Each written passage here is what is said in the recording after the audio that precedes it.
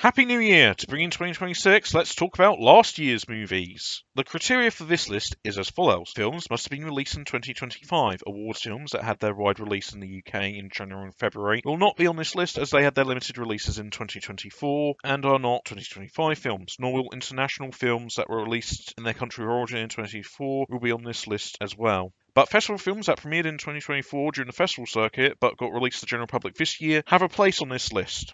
This is my list, and those were my rules. So let's start this with the honourable mentions.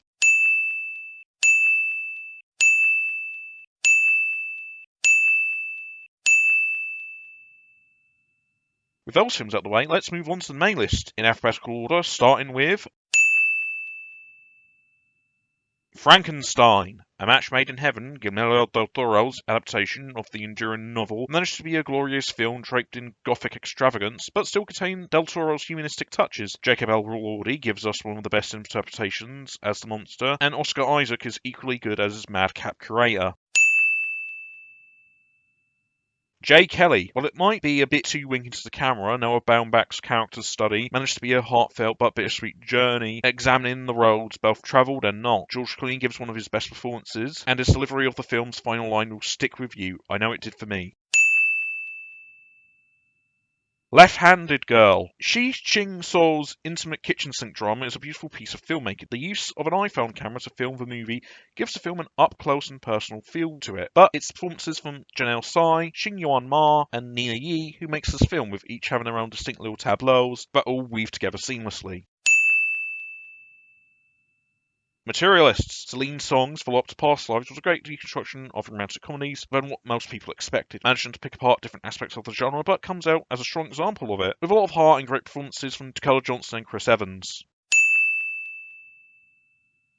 One battle after another, Paul Thomas Anderson delivers a hilarious but timely political pinch-on polemic. Leonardo DiCaprio's mad dash Odyssey to save his daughter managed to touch upon various current political subjects that didn't feel preachy nor watered down. Add in a villainous turn from Sean Penn and a breakout performance from Chase Infinity, One Battle After Another will be a film that will be looked back as one of the films of the decade.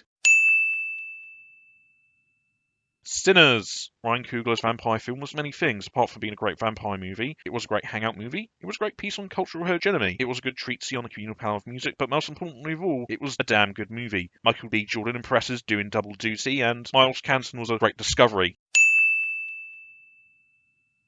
Superman. James Gunn managed to bring the Man of Steel into the 2020s with a timely and exciting adventure. Managing to combine his unique sensibilities as a filmmaker and building upon what comes before, Gunn manages to make Superman feel fresh and relevant and most importantly hopeful in a world seemingly less so more and more.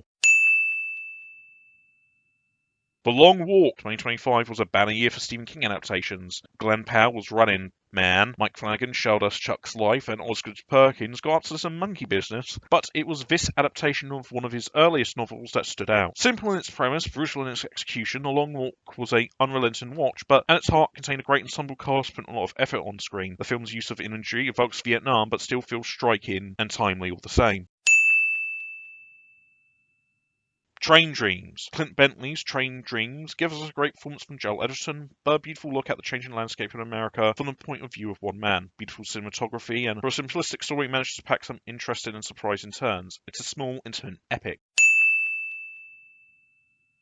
28 years later, Danny Boyle and Alex Garland's return to the rage virus infected England was a fascinating examination of modern Britain. Taking George Romero route by leaning into the social commentary than the previous films, 28 years later managed to cover a lot of contemporary topics like the effects of Brexit, the pandemic, toxic masculinity, and even assisted dying, as that was a topic raging on in Parliament as the film was released. The film played around in its apocalyptic playground as well, doing some more interesting things with the rage zombies, also having both moments of great terror and great beauty in one film. Those were my favourite films of 2025. What were yours? Please comment below, and don't forget to like this video, share it with all your friends, and to also subscribe as well. Here's to 2026. Like what you see here? Then please subscribe to my YouTube channel so you can get more Watch This Space, but also other things such as my short films. Please remember to like and subscribe to the videos you just watched, and also please check out The Orange Bin, my blog, where I have write-ups of my episodes here, which with links to sources I mention on the show. Also contains some of my old blog posts if you want to see what else I used to do back in the olden days.